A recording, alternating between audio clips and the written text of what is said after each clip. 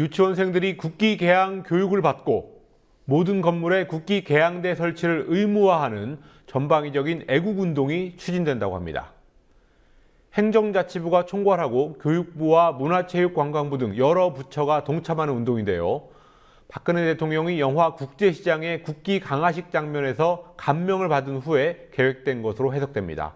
오늘 뉴스리뷰 정부의 국기 달기 운동 소식으로 시작하겠습니다. 스튜디오에 노지민 PD 나와 있습니다. 어서 오시죠. 안녕하십니까. 예, 국기 개양 강화 운동 어떤 내용입니까? 사실입니까?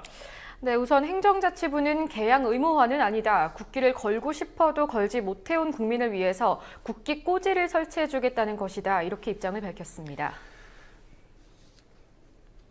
예, 애초에 이 국기 개양은 왜 강조가 된 거죠? 네, 올해가 광복 70주년인데 이걸 맞아서 선열들의 위업을 기리고 또 국민들의 애국심을 함양시키겠다는 목적입니다.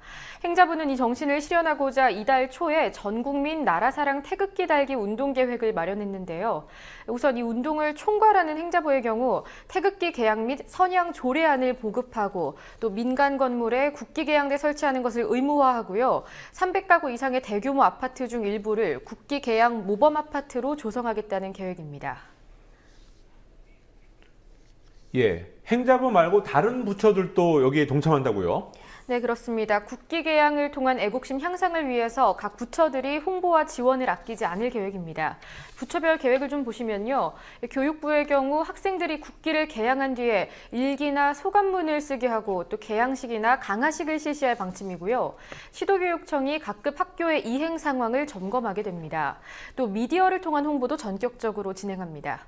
미래부, 문체부, 방통위는 공중파, 종편, 케이블 TV를 통해서 국기 개양을 강조하는 자막 또는 진행자 코멘트를 내보내고요.